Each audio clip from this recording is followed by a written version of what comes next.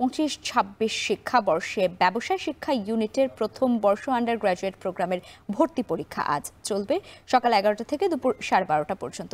এ বিষয়ে বিস্তারিত জানাতে যুক্ত হচ্ছেন সহকর্মী ফরহাদ বিন্নুর। ফরহাদ, পরীক্ষা শুরু হবে সকাল ১১টায়, আরও বেশ কিছুক্ষণ সময় বাকি আছে। এই সময়টাতে পরীক্ষার্থীদের কি পরিস্থিতি দেখছেন, তাদের সাথে কোনো কথা হয়েছে কিনা আপনার?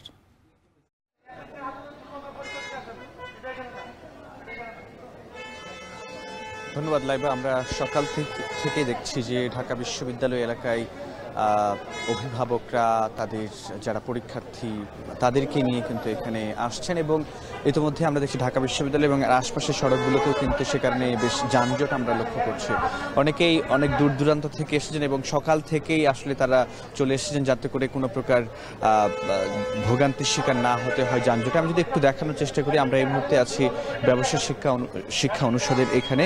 আমরা দেখছি যে আরও পরীক্ষার বেশ কিছু সময় বাকি আছে। এর মধ্যে কিন্তু শিক্ষার্থীদেরকে যারা পরীক্ষার্থী রয়েছেন, ভর্তি রয়েছেন, তারা কিন্তু এখানে কেন্দ্রে তাদের যে কক্ষ সেখানে তারা সেটি খুঁজে নিচ্ছেন এবং যাচ্ছেন। এবং লাইবা আরেকটা বিষয় যদি একটু আপনাকে জানিয়ে রাখি, যা এই পরীক্ষা কিন্তু শুধু ঢাকা বিশ্ববিদ্যালয়ে এবং ঢাকাই হচ্ছে না। ঢাকা বিশ্ববিদ্যালয়ের ভর্তি পরীক্ষাটি ঢাকার বাইরেও আরও 4টি বিভাগীয় শহরে অনুষ্ঠিত হচ্ছে, যেমন চট্টগ্রাম বিশ্ববিদ্যালয়ে, রাজশাহী বিশ্ববিদ্যালয়ে, খুলনা বিশ্ববিদ্যালয়ে এবং রংপুরের যে বেগম রোকেয়া বিশ্ববিদ্যালয় রয়েছে সেখানে এই পরীক্ষাটি কিন্তু অনুষ্ঠিত হচ্ছে।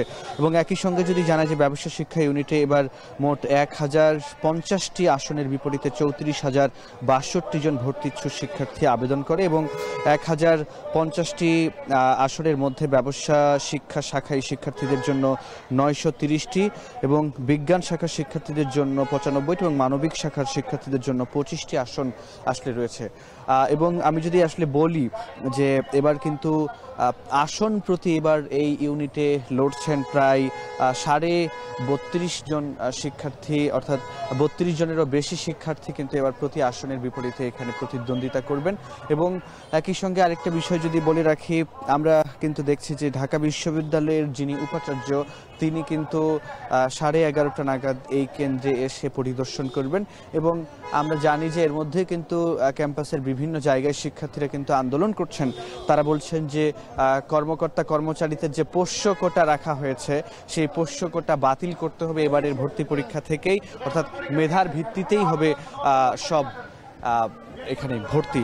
তো এই ধরনের একটি ব্যাপারও কিন্তু ক্যাম্পাসে আমরা দেখছি। এছাড়া যেসব স্বেচ্ছাসেবী সংগঠন রয়েছে, রাজনৈতিক সংগঠন রয়েছে, তারা কিন্তু বিভিন্ন সেবা দিচ্ছেন। তো এই ছিল লাইভা আমার কাছে ঢাকা বিশ্ববিদ্যালয় থেকে সবশেষ তথ্য।